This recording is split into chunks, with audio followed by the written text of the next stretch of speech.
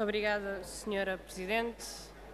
Senhoras deputadas, senhores deputados, a dívida pública portuguesa representa já 130% de toda a riqueza produzida no país e leva todos os anos 8 mil milhões de euros só em juros. É mais do que aquilo que o Estado investe em todos os níveis de educação e investigação. Este Governo tomou posse fazendo do pagamento da dívida e do controle do déficit o objetivo central da sua governação. Foi sempre em nome deste pagamento que Passos Coelho foi justificando o corte nas pensões, o corte nos salários, o aumento de 30% em todos os impostos, a degradação do serviço público, do serviço de educação, de saúde, os aumentos nos transportes ou na eletricidade. 3 anos depois, o que aconteceu? Para trabalhadores, desempregados e pensionistas, os rendimentos nunca pararam de descer. Já a dívida, essa nunca parou de aumentar. Onde o memorando garantia que a dívida estaria nos 114% do PIB no final de 2013, hoje estamos nos 130%. O Governo que fez do pagamento da dívida a sua bandeira foi aquele que mais aumentou a dívida pública em Portugal. Mas esta semana, com uma candura desarmante, o Presidente da República veio explicar o plano da direita para controlar a dívida. O plano apresenta, no entanto, 3 pequenas falhas. É irrealista, é irresponsável e é impossível. É irrealista porque defende para 30 anos consecutivos aquilo que não foi conseguido num único. É irresponsável porque impõe empobrecimento de todo o país em nome de uma meta que sabe ser impraticável.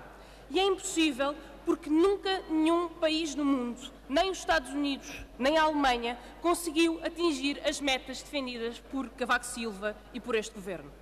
Pese embora toda a retórica inflamada de Paulo Portas, o plano da direita para pagar a dívida é mais do mesmo, mas mais forte. O Presidente da República usou os números que o Governo tenta esconder. Diz-nos Cavaco Silva que durante 30 anos e todos os anos Portugal terá de ter, no mínimo, taxas de crescimento do PIB de 3% e saldos primários de 4%. Em 40 anos de democracia, Portugal nunca conseguiu atingir estes valores num único ano, quanto mais em 30. Pior, nunca nenhum país do mundo fez. Mesmo os países mais ricos, como a Alemanha, só atingiram estas metas durante 2 anos nos últimos 17. Sejamos claros, o que nos propõem é continuar este nível de austeridade por 3 décadas e com mais cortes e sem investimento, atingir níveis de crescimento e de excedentes orçamentais que nenhuma das economias mais ricas do planeta conseguiu fazer. E isto só tem um nome, senhores deputados. Chama-se má-fé. A pergunta que se impõe é esta. Se o Governo sabe que estas metas são inviáveis, por que é que insiste num plano suicidário? E a resposta também ela está à vista. A sustentabilidade da dívida sempre foi a menor das preocupações da direita. Assim tem sido e assim continuará a ser no pós-Troika. A dívida é o pretexto para impor a austeridade que corta salários e retira direitos a quem trabalha ou a quem trabalhou. A transferência de rendimentos do trabalho para o capital é o único elemento que está a ser ajustado na economia portuguesa. Senhoras e senhores deputados, não há nada mais irrealista do que dizer que um país cada vez mais pobre, acorrentado aos humores de Bruxelas e do FMI durante os próximos 30 anos, terá condições para pagar a dívida e, sobretudo, terá condições para oferecer a quem cá vive um futuro melhor. Mas é exatamente este plano irrealista, irresponsável e impossível, que dá corpo ao Tratado Orçamental. O que este tratado defende é que, independentemente de quem seja eleito, o dogma desta austeridade continuará a ser aplicado. Não é por acaso que Cavaco Silva fala em consensos até 2035, quando até lá Portugal vai ver pelo menos 6 ciclos eleitorais diferentes. Muda o Governo, mas apenas na certeza de que o programa continua o mesmo e o consenso continua o mesmo, é o programa da Troika. Medimos bem as palavras, senhoras e senhores deputados.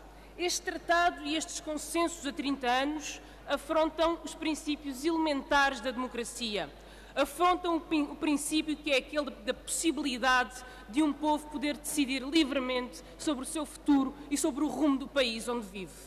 Vejamos do que falamos. Segundo as regras do tratado, Portugal terá de reduzir a dívida a uma velocidade que só no primeiro ano equivale a 10 mil milhões de euros. E isto sem contar com os juros. É mais do que todo o orçamento nacional para o Serviço Nacional de Saúde.